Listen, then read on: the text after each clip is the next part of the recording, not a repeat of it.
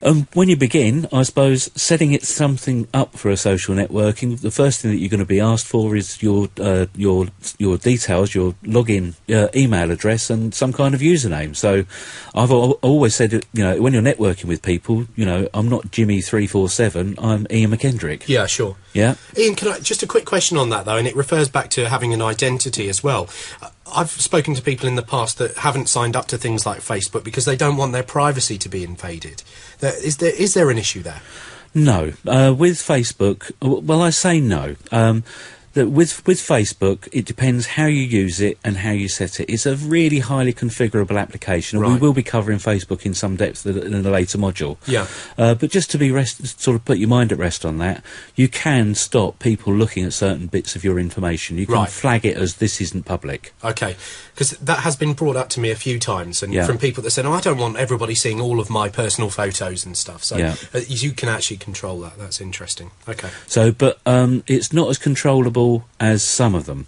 Right. And Facebook is a little bit complicated if you're not used to that kind of thing. That's why we're leaving it a little bit later on in the course, correct. So that you get a full grasp and understanding of how you can let certain people see certain bits of your information. Got you. All right? Okay.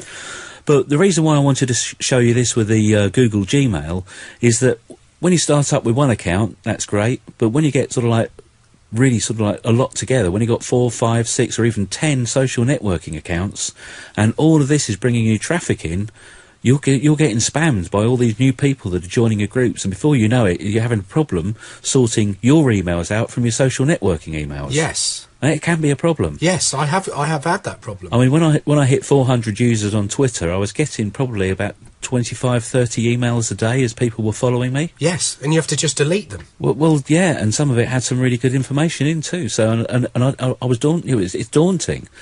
So one way that I found of getting around that is by going to Gmail, Google Mail, and setting up an account just for managing your online presence. That's a great idea. But don't worry about that now, to get you going, because you can change all your settings a bit later on.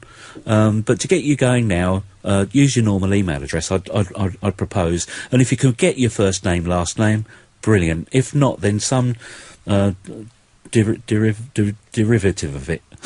That sounds like a nice biscuit. Would you like a derivative with your cup of tea, Ian? Lovely. Also, if you're doing this in a business perspective, you want to come across as a person, not as a business. Some people do network as a business, but then, in my experience, it's not been as successful because do you like talking to a business, or would you prefer talking to a name? You are absolutely right. And I'll tell you something else that bugs me is that with Twitter, there are a few people that have their business logo as their picture. Yeah. And to me, it's like, well, you're not going to be... You're not there for proper social networking. You're there for trying to get customers. Yeah. So, no, I totally agree with that. Yeah. And in some cases, I agree. If it's something like a news service, like the BBC... Ah, well, yeah, that's different. The BBC's Twitter account, for example, I think is great, especially But again, you look at the blog writers.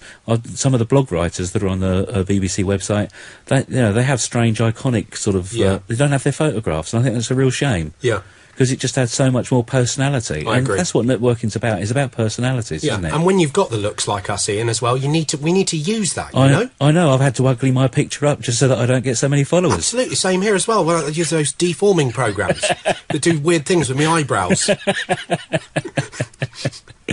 So, consistent images, I think you need. If you've got a different photograph of yourself in sort of taken at different times with in different environments, people can get a bit confused. Yep. If they visit your Plaxo page or your Facebook page or your Twitter page, they really expect to see the same photograph. Yep. So they're dealing with the same person. Yeah, I get that. So, and the different online networking applications use different formats, like a portrait or a square photograph. So you need to prepare two before you go embark on this. Got you. But don't let it hold you back. Yeah. If you've only got one, don't worry about it. Use that one for the moment until you get round to doing it. Do another one, just get. The thing is, don't be scared. See, there's a classic example of what I was talking about. What has happened to your left eyebrow there, Ian? It's about 4 times the size of your right one. You fiddled with it. You've been fiddling with my eyebrow. I love what you've done with that. Okay, so like I was saying, a consistent profile, whether it's either with something like for networking, LinkedIn, as you can see from this diagram here, you know, with all of these all say the same thing about me and use the same image. There's no confusion when people hit my page who they're dealing with. Yeah. So that's really it. That's if you go online and you get yourself signed up to a social networking service or social networking application, you're now a somebody, because once you filled that information in, you're someone. So we now exist in cyberspace. We do. It's a scary thought. And there's things we can do. Oh, yeah, there is. It's very exciting. And that's the whole reason for this series of In a Nutshell training courses, because once you have reached the point that you are a somebody, you can then move on and work your way into other networks. You can work your way into other skill sets as well. And that's the reason I'm so excited about being a part of this, because I want to learn as much as I can from it. We've got a lot to learn. We've got 20 modules in the course. This is the first one, and it's all going on from here. So, you know, to sort of recap on what we've just learned in this part, you know, networking is limited. You know, face-to-face networking to who you know. And online networking lets you see your friends of your friends. So it lets you get those extra steps forward. And groups, yeah, they can be good, but they can be also limiting too. So, and what do you think about the idea of setting up a separate email box? That is the one thing I think I'll take from this session that will help me massively, because I do get a lot of spam. Yeah. And a lot of silly requests. And I mean, you know, we're joking about people throwing chicken legs, but that all comes through on your email as well. I know. So I hadn't even thought about setting up a separate account. It seems obvious now, but a great piece of info, that. Yeah, it just helps you organise your information a bit better. Yeah. So, excellent. And especially if you're dealing with a business where you've got lots of emails coming in, being able to just put it somewhere else so you can deal with it when you want, when you've got time, when you organise the time to do it. So, and the consistent photo, the biography, and your profile, you know, it's that which really makes you a somebody. Remember this. So what's the one thing that everybody's got to remember then? I think the main thing that you can take away from this is to have a very consistent profile. Make sure you've got the same photograph of you in all of your social network online presences, and make sure that your bio is consistent and says the same thing across everything that you signed up to. The hallelujah moment. Well, the hallelujah moment is definitely for me in this session, because the Gmail idea is fantastic.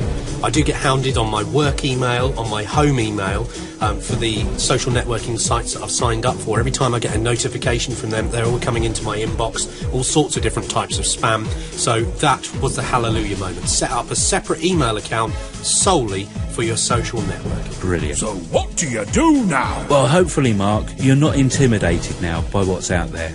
Absolutely. Brilliant. You're absolutely intimidated or absolutely not? I'm absolutely not intimidated. Well, what are you going to do now? What are you going to do next? Well, I'm going to get in there like swimwear.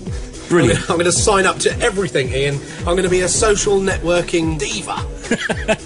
No, I think it's great. I mean, you know, it has blown apart a lot of the fears of getting involved with this, especially things like making sure that information you don't want loads and loads of people to see.